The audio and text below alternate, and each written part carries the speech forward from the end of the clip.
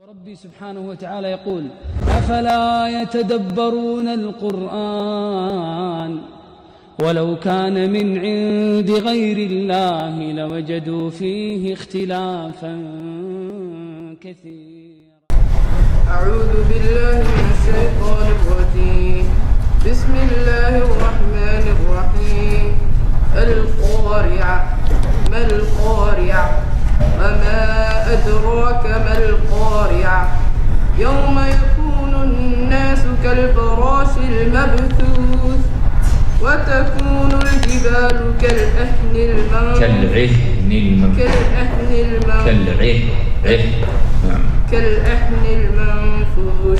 فأما من ثقلت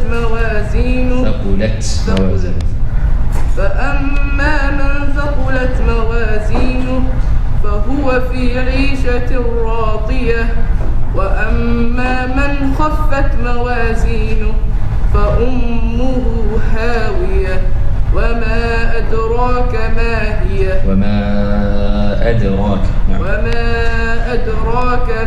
هي نار حامية. نعم. بسم الله الرحمن الرحيم. الحمد لله رب العالمين، وصلى الله وسلم وبارك على المبعوث رحمة للعالمين نبينا عليه الصلاة والسلام وعلى آله وصحبه أجمعين. أما بعد. سورة القارعة. سورة القارعة is a Makki surah. Surah al-Qari'ah is a Makki surah, bila khilaf, without any difference of opinion. And it came down after Surat Quraysh. Alright? And it is ranked as the 30th chapter to ever come down. It is ranked as the what? The 30th chapter to ever come down after Surat Quraysh. And Quraysh is 29, Surat al-Qari'ah is number 30. Quraysh is number 30. Na'am. And Ibn Hazm rahimahullah, he says that all of its verses is muhkam. Muhkam meaning there is no abrogated verse in Surah Al-Qari'ah. And this surah consists of 36 words. This surah consists of how many words? 36 words. And 152 letters. 152 letters. And in terms of its verses, then there are three different opinions amongst the scholars on how many verses Surah Al-Qari'ah is. Three different opinions. Alright, everybody write this down. And remember, tafsir, we don't have an actual text. Everything must be written down, okay? Now, first opinion is that it is 11 verses. And it is what we have in our masahif today. Look at your mushaf. How many verses do you see? How many verses do you guys see? 11, because the riwayah of Hafs an Asim is 11 verses. And so is all of the Qurra of the city of Kufa. 11 verses according to the Qurra from the city of what? Of al-Kufa. They say that this surah has 11 verses. Second opinion is that it is 10 verses. Second opinion is that it is 10 verses. And it is the opinion of the Qurra of the Hijaz. Hijaz is the western part of the Arabian Peninsula. It includes Mecca and Medina. Say it's what? It's 10 verses. And the third opinion is that it is 8 verses. The third opinion is that it is 8 verses. And this is the opinion of Ahlul Sham. Ahlul Sham, the Qurra of Sham. Sham is how many countries? 4 countries today. Alright? Palestine, Lebanon, Syria, and Jordan. This is all collectively known as Ahlul Sham. And also the Qurra of the city of Al-Basra. The city of Al-Basra, Basra which is in Iraq. Al-Kufa is also in Iraq. Na'am, what was your question? Fadda. What's that? The first one, that it's 11 verses, is the Qurra of the city of Al-Kufa. including the qira'ah, the most widespread qira'ah that we have today, riwayat Hafs and Asim. Right?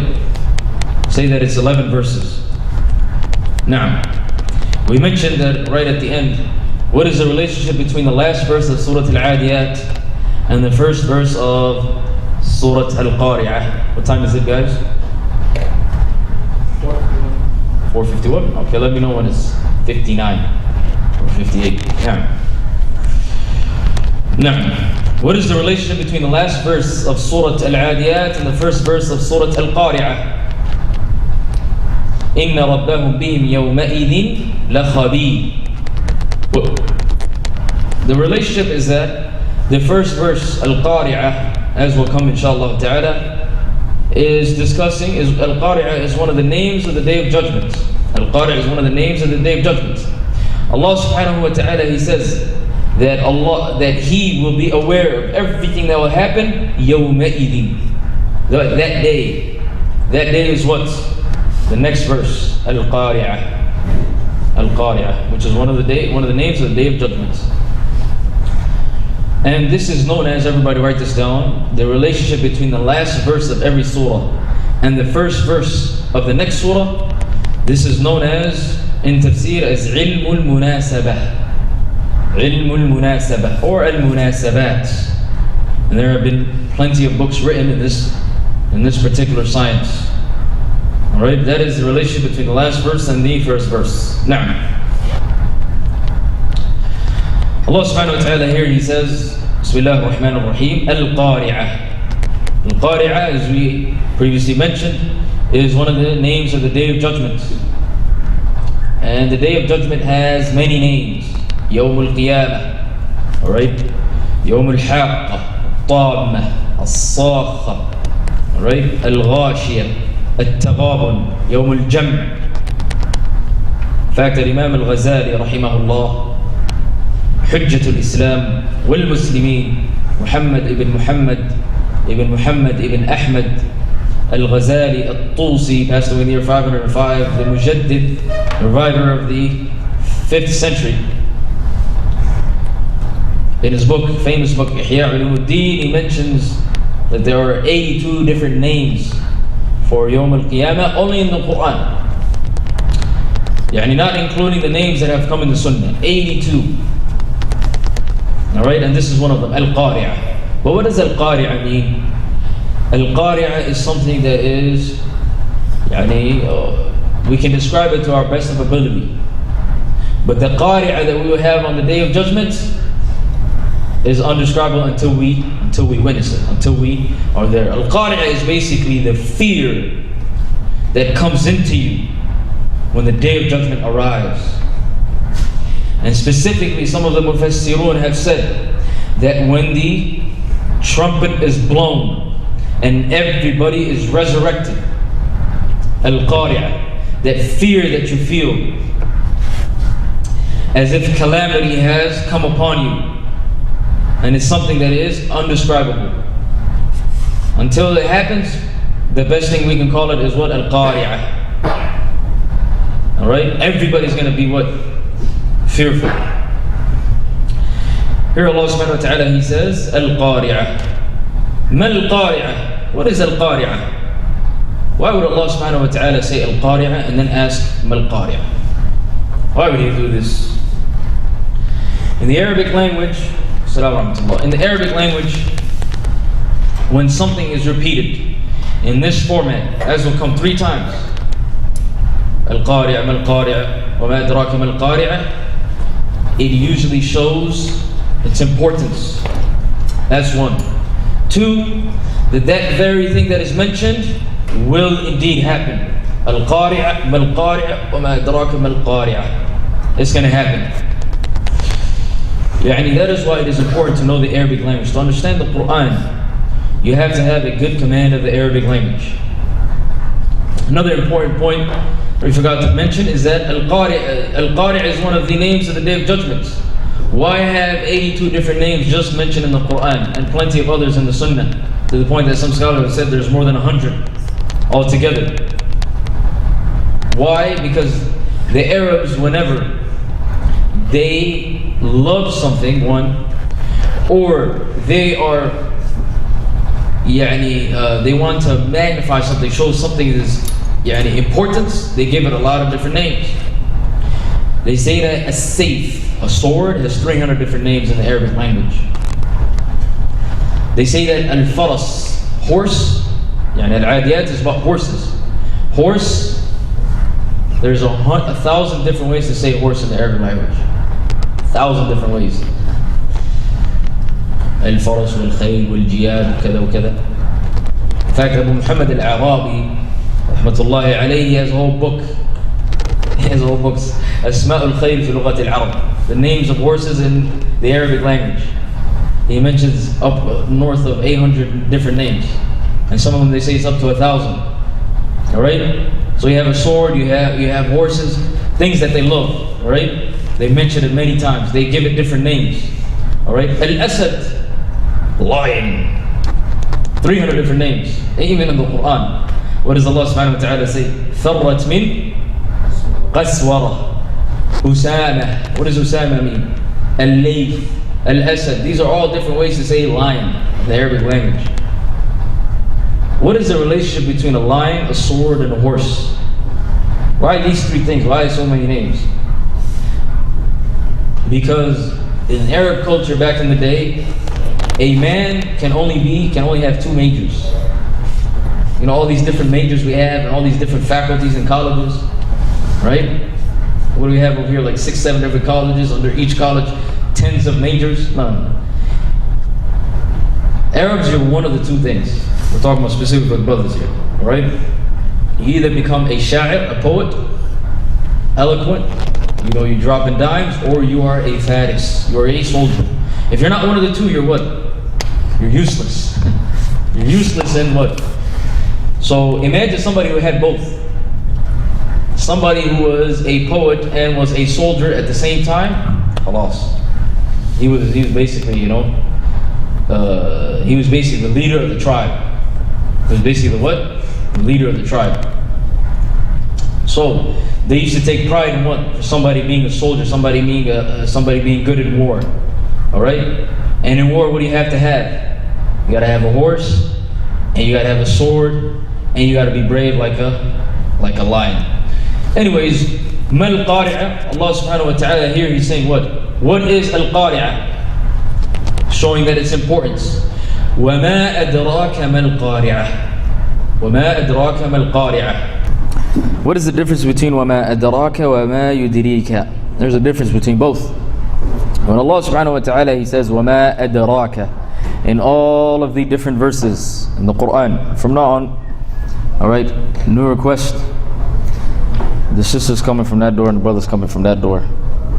And they leave from that door, alright? So you guys know I have to come out and, go out from these two doors. So you guys can leave and enter from that door, brothers, and then the sisters can leave and enter from that door. Now, so it doesn't become awkward for you guys. Now, وَمَا أَدْرَاكَ مَا الْقَارِعَةِ وَمَا أَدْرَاكَ مَا الْقَارِعَةِ وَمَا أَدْرَاكَ. Whenever Allah subhanahu wa ta'ala says وَمَا أَدْرَاكَ, He's referring to when you have knowledge of something, you know something is going to happen. You have knowledge of it. Alright? And Allah subhanahu wa ta'ala here, He's speaking to the Muslims, and He's speaking to the Quraysh, and He's speaking to whoever reads the Quran. Everybody knows the Day of Judgment is going to occur. Whether they believe in it or not is a whole different story. But everybody knows it's going to what? It's going to occur. Alright? وَمَا أَدْرَاكَ مَا الْقَارِعَةِ. But وَمَا يُدْرِيكَ, which both means do you know. Both of them means do you know in the Arabic language. But the difference between وَمَا يُدْرِيكَ وَمَا أَدْرَاكَ, وَمَا يُدْرِيكَ, you have no knowledge of. You have what? No knowledge of. So whenever Allah subhanahu wa ta'ala says وَمَا أَدْرَاكَ, all of the verses, can anybody give me an example of when He says وَمَا أَدْرَاكَ? For those of you that are حفاظ. نعم. وَمَا أَدْرَاكَ مَا الْحَاقَّةُ. Alright, what else? وَمَا أَدْرَاكَ. Any other?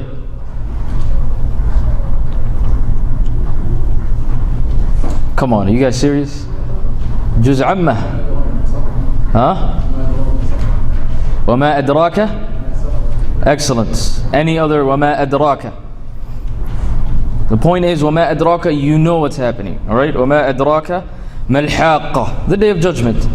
وَمَا يُدْرِيكَ, like the verse in Surah Abasa in which Allah subhanahu wa ta'ala said, وَمَا يُدْرِيكَ لَعَلَّهُ يَزَّكَّى. And this story came in the context of Surah Abasa. عَبَسَ وَتَوَلَّى أَنْ جَاءَهُ الْأَعْمَى. Why did this surah come down? The Prophet sallallahu alaihi wasallam, he was giving da'wah to the elders of the Quraysh. And the blind man came to him, Abdullahi bin Maktoum, tried to ask him a question. And the Prophet sallallahu alaihi wasallam turned away.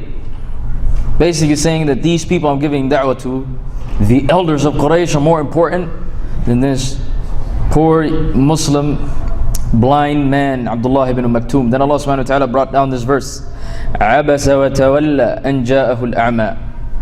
Alright, and he said, وَمَا يُدْرِيكَ لَعَلَّهُ يَزَّكَّى. Alright, عَبَسَ وَتَوَلَّى, he frowned and turned away, يعني the Prophet sallallahu alaihi wasallam. أَنْ جَاءَهُ الْأَعْمَى, when the blind man came to him. وَمَا يُدْرِيكَ, and what do you know? لَعَلَّهُ يَزَّكَّى, maybe he's better than him. Right?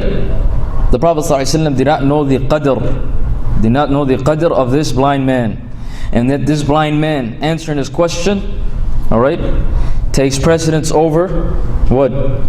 Giving da'wah to these elderly, to these leaders of Quraysh. Alright? أَمَّا وَمَا أَدْرَاكَ مَا الْقَارِعَةُ. Every time Allah subhanahu wa ta'ala says, وَمَا أَدْرَاكَ مَا الْقَارِعَةُ, you know of it. You know of it. Everybody knows about the Day of Judgment. But Allah subhanahu wa ta'ala constantly reminds us of the Day of Judgment. Because we human beings, we live as if we are immortal. Right? As if every single one of us, we live as if we're never going to die. As if there is no Day of Judgment. That's why in the Quran often do you see وَمَا أَدْرَاكَ وَمَا أَدْرَاكَ وَمَا أَدْرَاكَ مَا الْقَارِعَةُ يَوْمَ يَكُونُ النَّاسُ كَالْفَرَاشِ الْمَبْثُوثِ كَالْفَرَاشِ الْمَبْثُوثِ. Naam. On the day in which human beings will be كَالْفَرَاشِ, on that day, the Day of Judgment, human beings will be كَالْفَرَاشِ. Al-Farash, alright, in the Arabic language, is a moth, which is very similar to a butterfly. Which is very similar to a butterfly. That is widespread. Mabthuth. Alright, Mabthuth is something that is widespread. And that is why in Arabic they call something that is live. Nowadays everything is live. They usually have an iPad right here, right? With the little live thing. I don't know if it's not here. For some reason it's not here today. But when that little iPad thing is right in front of us, alright, it's on live. What do they call it in Arabic? They call it al-bath al-mubashir. Alright, live, bath, it's widespread. It reaches the entire world. Mabthuth, it's widespread. As in on that Day of Judgment, alright, all these, it's like moths, a bunch of moths that are widespread that don't know where they're going. Alright, that don't know where they're going. Naam. And that's what's going to happen on the Day of Judgment. As soon as we're resurrected, people are going to what? Be running around, have no idea where they're going, or what? Have this fear, this qari'ah within them, as if calamity struck upon them. Naam. As Allah subhanahu wa ta'ala, He said in the Quran, كَأَنَّهُمْ جَرَادٌ مُنْتَشِرٌ. As if they are what? Jarad. What is a jarad? Jarad is a locust, right? And it is one of the two dead animals that you're allowed to eat. The Prophet ﷺ, what did he say? أُحِلَّتْ لَنَا مَيْتَتَانِ. Alright, أُحِلَّتْ لَنَا مَيْتَتَانِ السَّمَكُ وَالْجَرَادِ. Alright, the two dead animals that we're allowed to eat, fish and what? Locusts, right? Allah subhanahu wa ta'ala here is saying, in the first verse, in Surah Al-Qariah, He says that we are like moths that are widespread. In this verse, He's saying that we are like locusts that are widespread. The difference between both is that the first one has no idea where he's going. He's just going anywhere. He's going straight, U-turn, takes a right, then busts a left somewhere. Keep going straight, 360. Has no idea where he's going. The jarad though knows where it's going. It's going straight. It has a destination. The GPS is already set. Okay? The only problem is, alright, they don't know how long it's gonna take them, because they're gonna wait around for so long. Alright, until the Prophet ﷺ intercedes. Now, وَتَكُونُ, that was the human beings. Then Allah subhanahu wa ta'ala says here, وَتَكُونُ الْجِبَالُ كَالْعِهْنِ الْمَنْفُوشِ. Alright? And that the mountains, these strong and huge mountains, alright, that are intimidating, that are huge, that to keep the earth balanced, what are they going to become like on the Day of Judgment? They're going to become like al-'ihn. And what is al-'ihn? Al-'ihn is as-suf. As-suf meaning wool. And some of them say some colored wool. Right? Na'am. Al-manfush. Al-manfush meaning something that is what? And you ever seen something that is made out of wool? Alright? It's very what? Very soft. And what else? Imagine a mountain being soft and fluffy. Right? That's how mountains are going to be on the Day of Judgment. Yani nothing. وَتَكُونُ الْجِبَالُ كَالْعِهْنِ الْمَنْفُوشِ. That's how great that day will be. فَأَمَّا مَنْ ثَقُلَتْ مَوَازِينُهُ. Now Allah subhanahu wa ta'ala is saying that every single person will be what? Their sins will be looked at and their good deeds will be looked at. فَأَمَّا مَنْ ثَقُلَتْ مَوَازِينُهُ. Whoever scale becomes very, very heavy. Whoever scale becomes very, very heavy. فَهُوَ فِي عِيشَةٍ رَاضِيَةٍ. فَأَمَّا مَنْ ثَقُلَتْ مَوَازِينُهُ. Whoever scale becomes very, very heavy. Yani the evil side or the good side? The good side, obviously. فَهُوَ فِي عِيشَةٍ رَاضِيَةٍ. Then he is living a life of pleasure. Isha means life. Radiyah means what? Pleasure. Alright? Rad. Now, some people they think that living a good life is what? In this dunya. Alright? When you have, all this money and you have a nice house and you have this and you have that, you eat nice food, whatever it may be. People they think you're going to live a good life like that. But you're never going to live a good life until the akhirah. You're never going to live a good life until the akhirah, except one. And now, what is that? How can you live a good life in this dunya? Is it about dunyawi matters, material matters? No, it's about what? If you want to live a good life in this dunya, it's through one thing, and that is what? Have a good connection with your Lord. Have a good connection with what? With your Lord. By knowing about Him and what? Remembering Him at all times. You feel like you have nothing left. Even if you have absolutely nothing, you're broke like crazy. You have nothing. You're living not day to day, you're living hour to hour. Alright? On top of that, you have no place to sleep. I've seen people, they have absolutely no place to sleep. Nothing to eat. And wallahi, they're what? If you look at how happy they are, it is as if they have nothing. They can live like this for the rest of their life, like as if they're just living life. SubhanAllah. Those are the people that are what? Living true life. Amma, the ones that have all the cars and all these material, it's all material at the end of the day. It doesn't give you any satisfaction, nothing whatsoever. And if it does, it's very what? Temporary. Very temporary. And that's why all these rich people, they're always at rehab centers taking different pills and buying different houses, always getting a new car. They're never satisfied. Never satisfied. They buy a house and they get tired of it, go buy another house, do this, do that. That's why they always do something crazy online just to get attention. And then when they get and then when the attention leaves, they feel what? Everything is temporary. That's why most of them are what? Always on drugs. Always drinking alcohol, always drunk.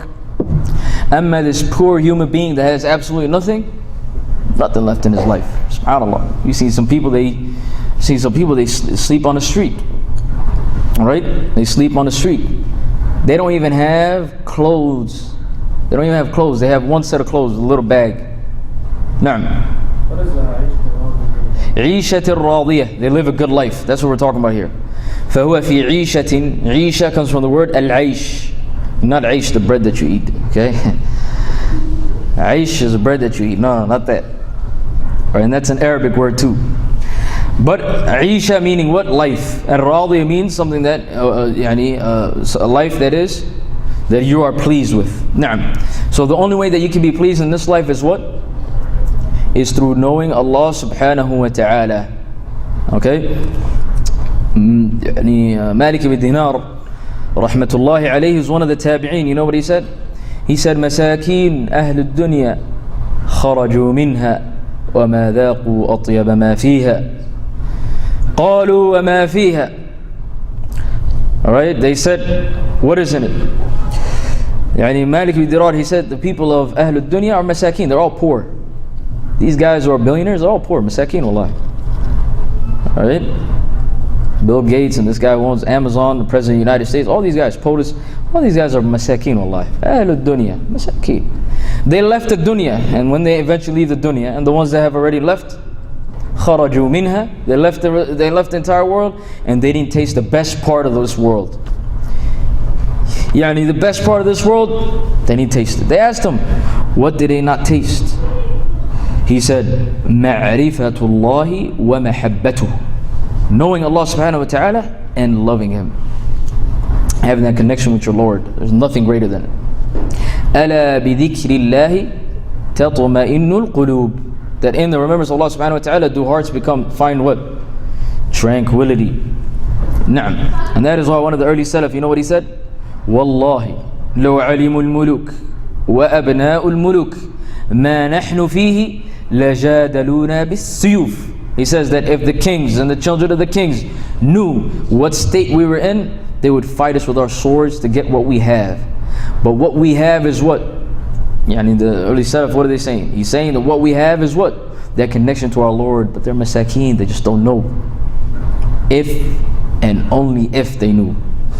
Now, so if you want to live a good life, it's all about having that connection to your Lord. But what about the hadith of the Prophet ﷺ in which he said, الدنيا سجن المؤمن وجنة الكافر? Isn't this a problem? The Prophet ﷺ, he said that this dunya is a prison for the mu'min and a jannah for the kafir. Doesn't that contradict everything that we just said right now? How is it a prison for the mu'min when he has a chance to live a very good life, an amazing life, by establishing that relationship with Allah subhanahu wa ta'ala? How is this possible? Na'am.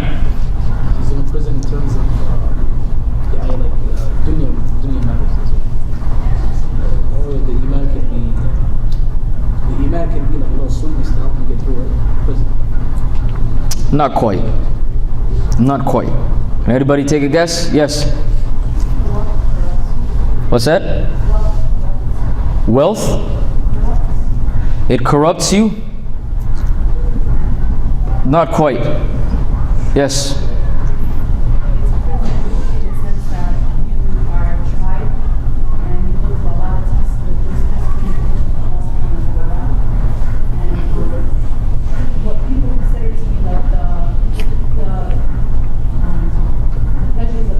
Yes.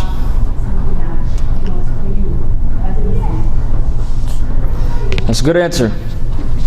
All these answers are correct, but there's a more correct answer. Yes.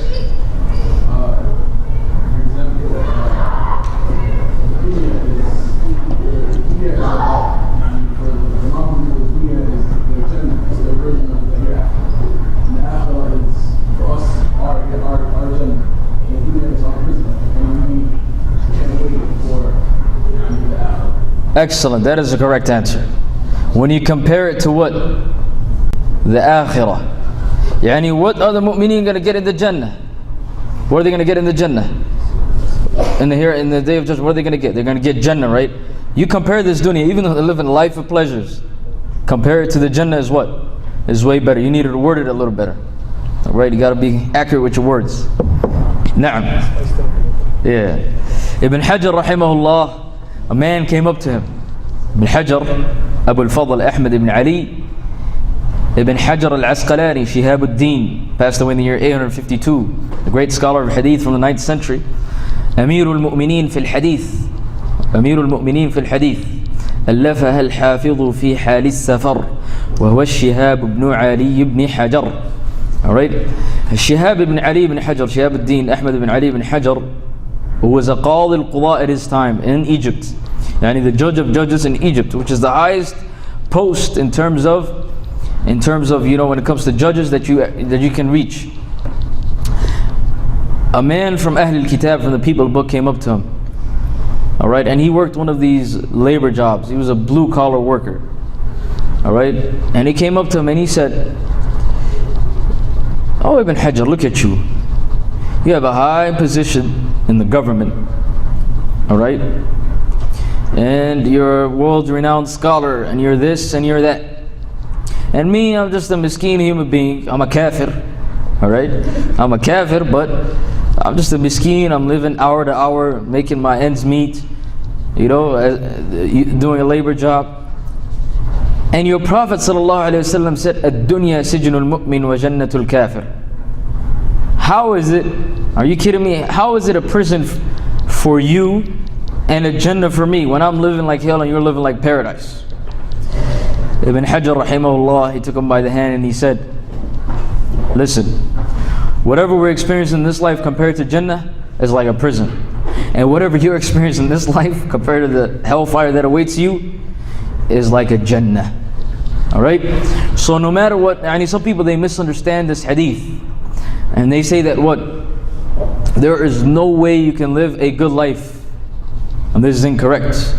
This is a flawed understanding of the what? Of the hadith. Naam.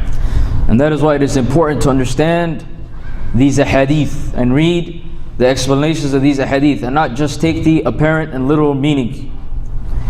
And how many people have been misguided because of this, or misunderstood a certain manner because of this. Na'am. وَأَمَّا مَنْ خَفَّتْ مَوَازِينُ, wherever scale becomes light in terms of good deeds, فَأُمُّهُ هَاوِيَةٌ. فَأُمُّهُ هَاوِيَةٌ. Ummuhu, does it mean mother? Does it mean mother? No, it doesn't mean mother. It means what you're going to end up as. You're at your abode in the hereafter. What are you gonna get to? Yani, are you gonna be in paradise or are you gonna be in hellfire? فَأُمُّهُ هَاوِيَةٌ. His abode is Hawiyah. Hawiyah is one of the names of hellfire. Hellfire has many names, just like what? Just like Yawm al-Qiyamah. And we mentioned that anything that is important in the Arabic language has what? Multiple names. Alright? Sa'ir, An-Nar, Hawiyah, Jahannam, Jahim. All these words mean what? Hellfire. فَأُمُّهُ هَاوِيَةٌ. That person's abode is in the hellfire. So tomorrow if I ask Hawiyah, what are you going to say? It's one of the names of the hellfire. وَمَا أَدْرَاكَ مَا هِيَهْ. وَمَا أَدْرَاكَ. And what do you know about it? مَا هِيَهْ. What it is. مَا هِيَهْ. مَا هِيَهْ. Alright? What is it? Yani hiya and hiya mean the same thing. Narun hamiyah. It is a hellfire that is what? That is very, very, very, very, very what? Very hot. Narun, a fire that is very, very hot. The maqsood, the objective behind this surah is what?